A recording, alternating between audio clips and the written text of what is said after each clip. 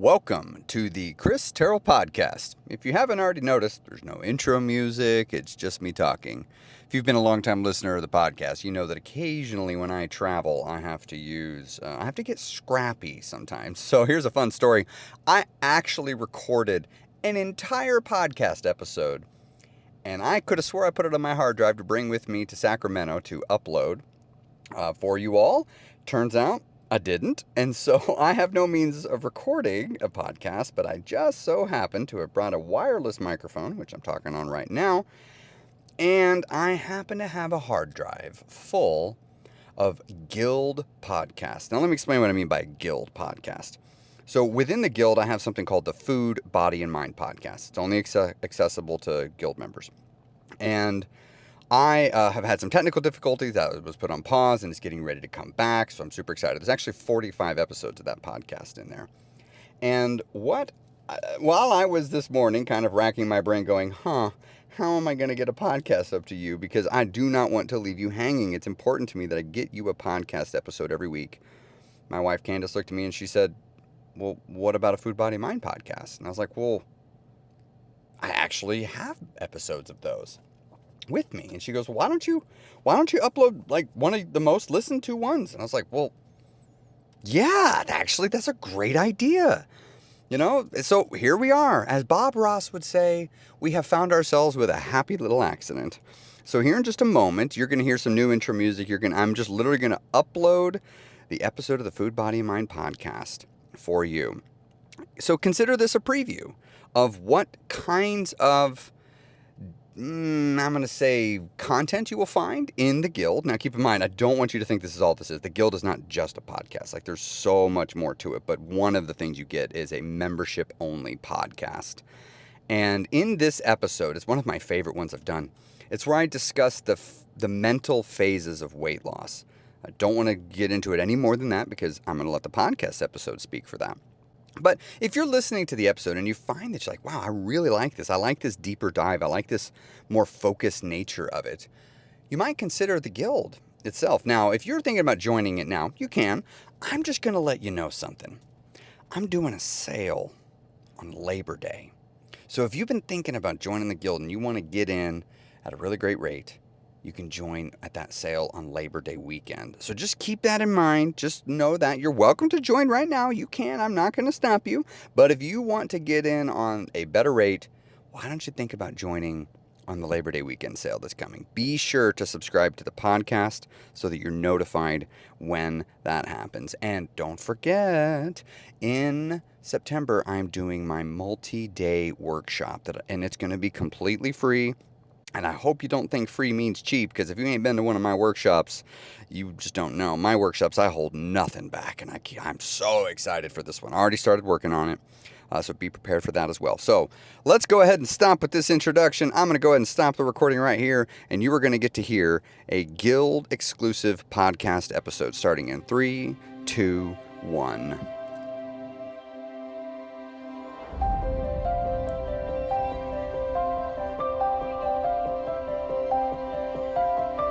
Hello, and welcome to another episode of the Food, Body, and Mind podcast, the official podcast of the Guild of Champions.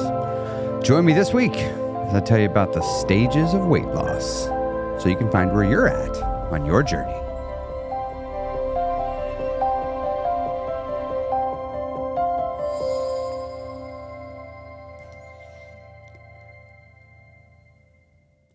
I have been attempting to figure out how to define the stages of weight loss for years. I think it's helpful to know where you're at in a journey like this, because as I've been helping more and more and more people, it is only becoming more and more apparent to me that there are several distinct and separate phases of a long weight loss journey. We're talking triple-digit weight loss. 100 plus pounds, where you're going to be doing it for a year, 2 years, 3 years. Like, there are distinct phases. Now, I once used to think, and as I was trying to conceptualize it, I thought of it as very linear, just a long line. So you have phase 1, phase 2, phase 3, phase 4. And I just thought it was like that. And I was trying to look at it in that way. And it never felt right because I would find people late stage as I defined it, and they were very much in a beginner type not headspace, but experience. And this year, I finally was able to sit down and figure out how to define these in a way that made sense. And so once I had these, I just started looking with everybody that I work with, people in the guild, started looking online, finding more stories there, using my social media platform, which gives me a pretty decent little sampling. And I believe that I have figured out the 5 phases. Now, this list may update, right? Because I'm still learning about this. I'm still studying. I'm still trying to become more knowledgeable about weight loss and how we get triple-digit weight loss in a way that sticks. It's permanent. It's lasting. Not just a one-time thing, but something that you do it once and then you're done. Not a one-time thing like I make some changes that one time and then you gain all your weight back. No. The forever stuff.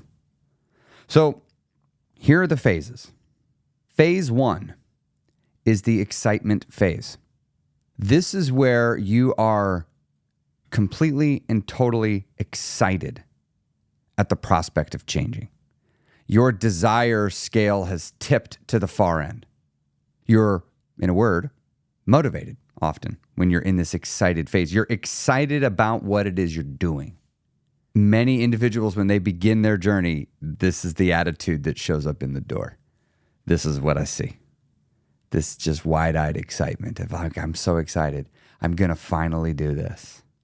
Now, this phase, the duration of it, before we move into phase 2, I have seen is not at all standard.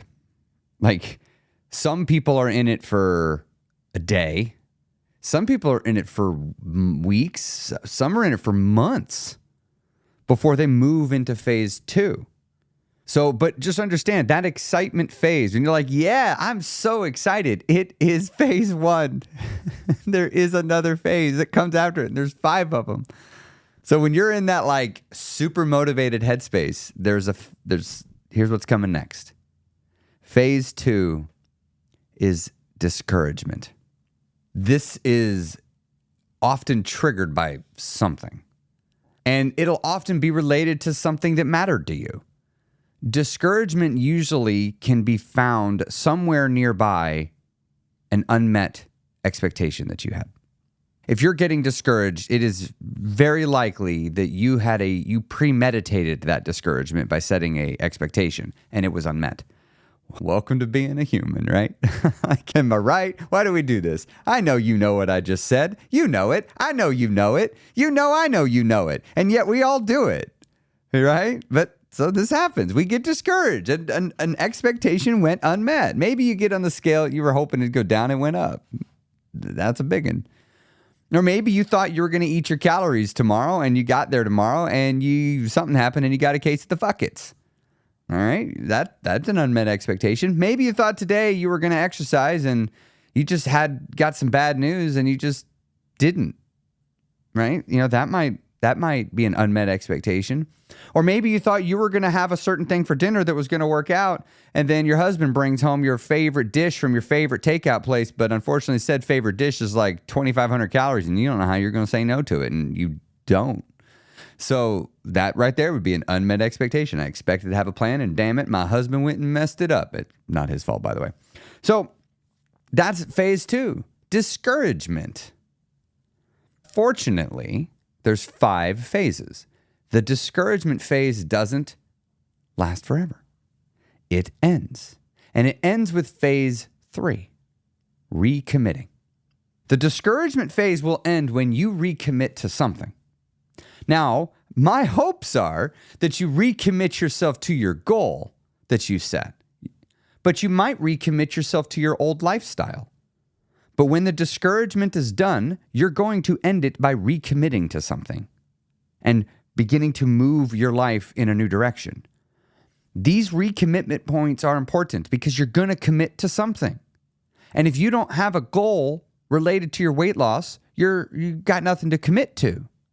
It's hard to commit to losing 2 pounds again. Trust me. Welcome to maintenance. You're constantly losing the same 2 pounds.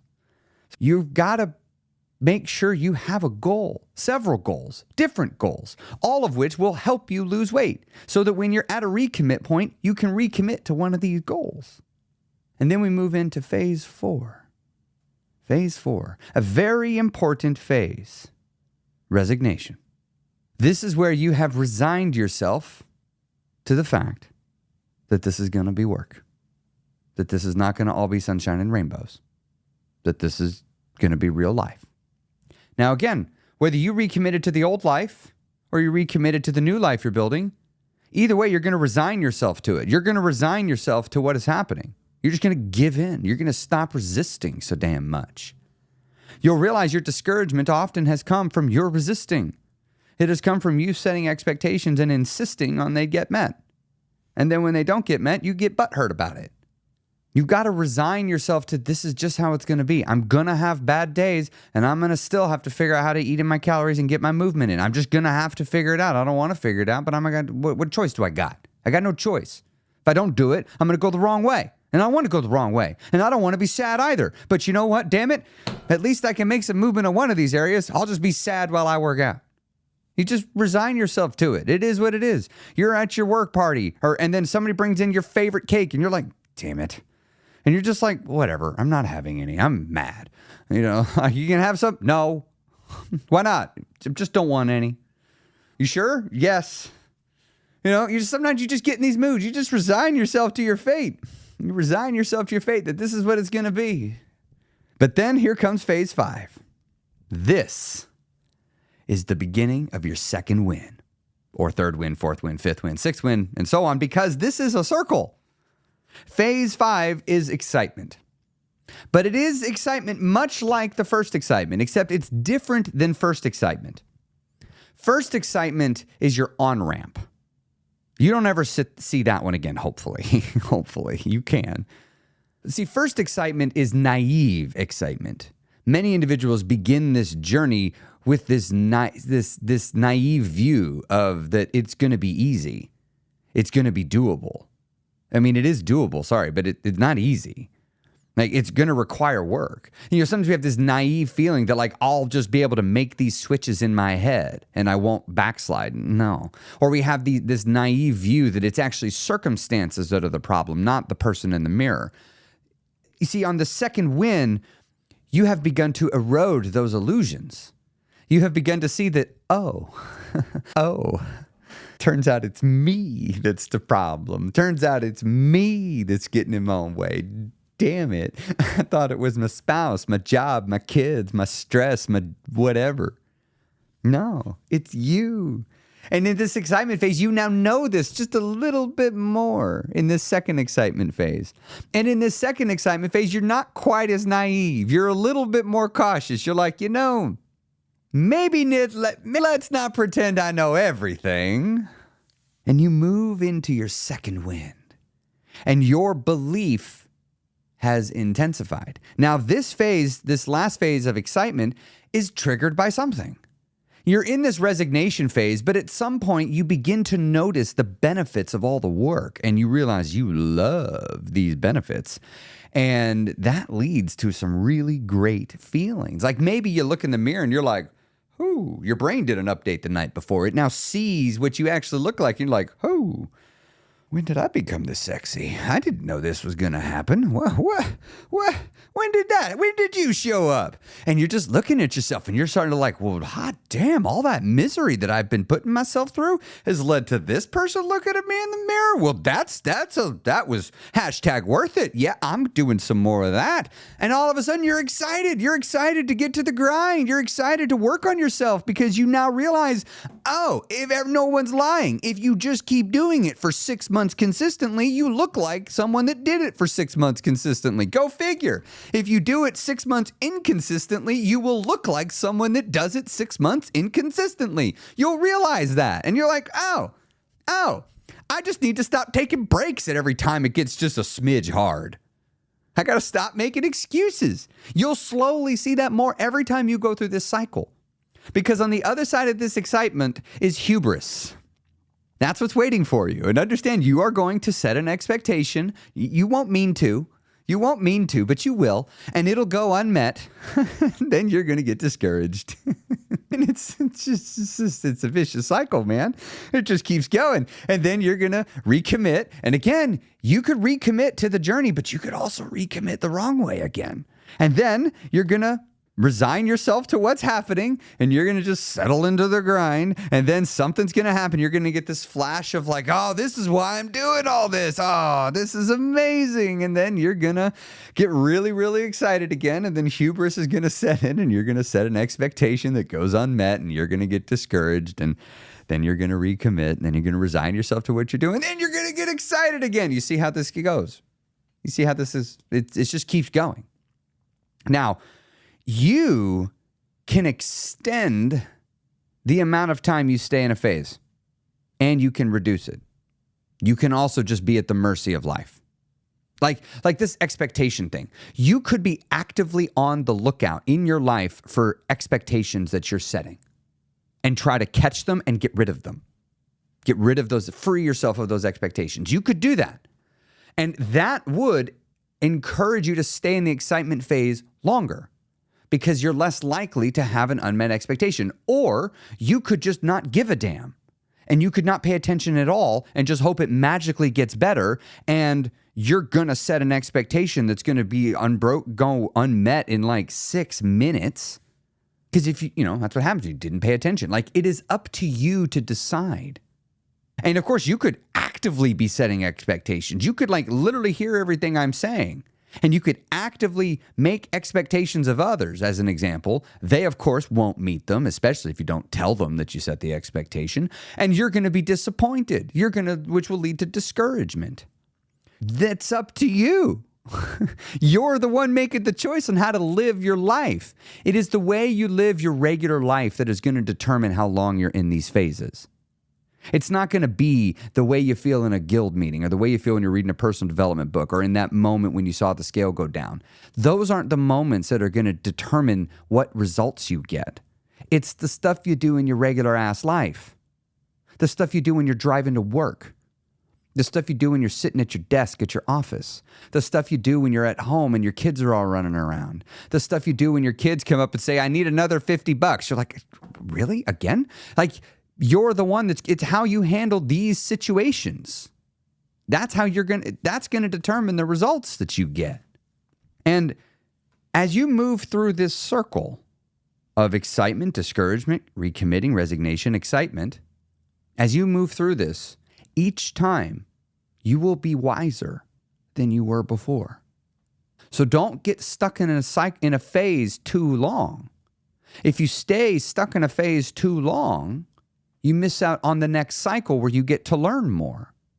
So it's up to you to use your own wisdom. How long should I stay where I'm at? How long should I prolong my excitement before I start taking some chances, taking some risks to try to get to that next level of greatness, which might mean not meeting some expectations. And of course, you might need to feel the sting of defeat. You might need to feel it so that you're like, I'm not going to forget how much this hurt, so that next time I won't give up so easily. You might need to feel that. I don't know. But I know that you're going to have to move from discouragement to recommitting, and you're going to learn something about yourself there. Every time you move from discouragement to recommitment, you learn something about yourself, something you didn't know before. Every single time. Now, if you're not paying attention, you'll miss a lot of those lessons. They'll just flutter right on by you. You'll learn it, but you won't learn it. You won't assimilate it, integrate it.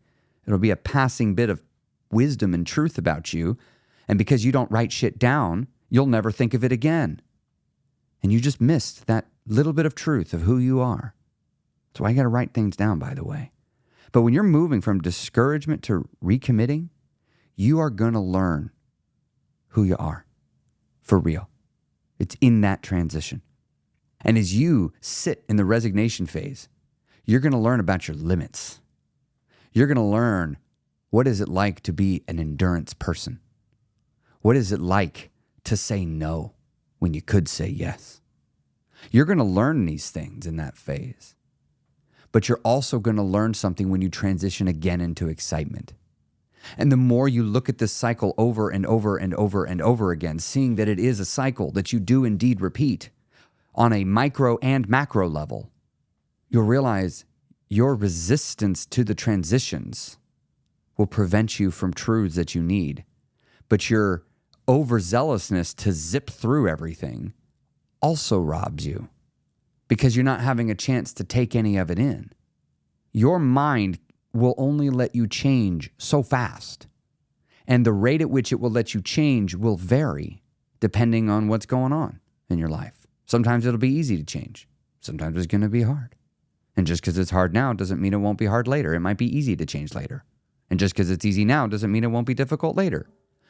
Change is the only constant in life, after all. And so whatever the way things are now, you can pretty much expect it's not the way they will be in the future. And it will never be the way it is now again. This is the only time it will be the way it is. Best take advantage of it. So what I want you to do, figure out, where are you now? And it might be at different things in different parts of your life.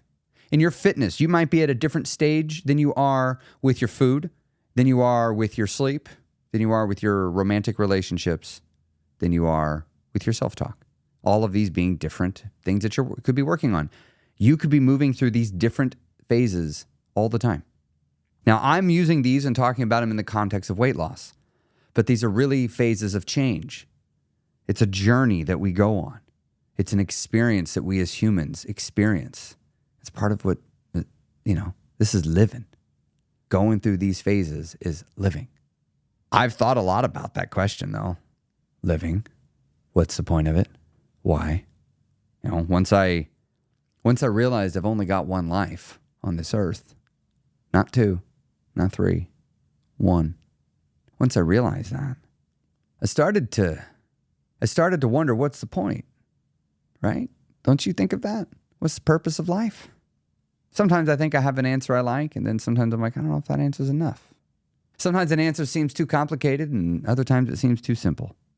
But one of the things I do know in my journey to try to figure this out is I think one of the purposes of living is to live, is to just do it, to just be alive, to experience living. And I don't know that there's one right way to experience living, but I do know that there's a lot of different ways you can experience life. A lot. And if a person is unwilling to go through change, if they're unwilling to let themselves move into a new phase, they're missing out. Because on a macro level, your life is shifting. It's changing. We started as kids. We moved to teenagers. We moved from teenagers to our 20s. And then, of course, life starts taking all sorts of different chapters. If you look in your life, I'm willing to bet you could put it into a series of chapters. I know I can with mine. And so this weight loss journey you're on, you are either the victim, the tragedy, or you're the hero right now.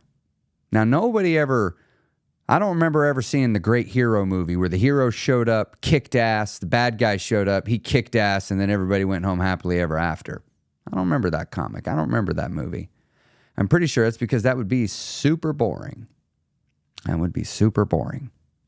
Instead, what kind of stories of a hero do we particularly like? One where it shows up showing how amazing the hero is already. How it has risen to handle the challenges that lie before the hero. And then the hero, hubris, shows up and something bigger shows up. And the hero is humbled a little or a lot to show that, hey, you don't even know. You're not as strong as you think you are. You're not as capable as you think you are. I'm better than you. Life shows up and will do that. And then, now it's up to you. This is where you decide, did you just become the victim of the tragedy? Or is this when you go back and this is the origin story of your next form of the hero? Where you go back, you lick your wounds, you look in the mirror long and hard and you go, yeah, I'm not as strong as I think I am. And yeah, I don't even know. And yeah, I'm not enough. Yet, I can change this. I can do this. I got this. And then the hero digs in deep, finds a strength that was within that the hero didn't even know was there. Finds just a little bit more. And through this tension, this stress, unlocks an entirely new form, a new power, a new ability, becoming more of who they were always supposed to be anyway. All they're doing is letting out what was already there. And then the hero rises and overcomes that which once took the hero down. And now the hero is stronger for it. The reality being that if that greater threat had not shown up and just kicked the tar out of the hero wouldn't have had cause to become better. And that's your story. You're a champion. You're the hero of your story. So when you're knocked down, good. I'm looking for you to get knocked down. What I'm most interested in is what are you going to do after? Are you going to dig in deep? Are you going to look yourself in the mirror and say, I can't do enough yet? Are you going to look in the mirror and say, I'm not strong enough yet? Are you going to look in the mirror and say, I don't even know what it is I don't know, but I'm going to find out?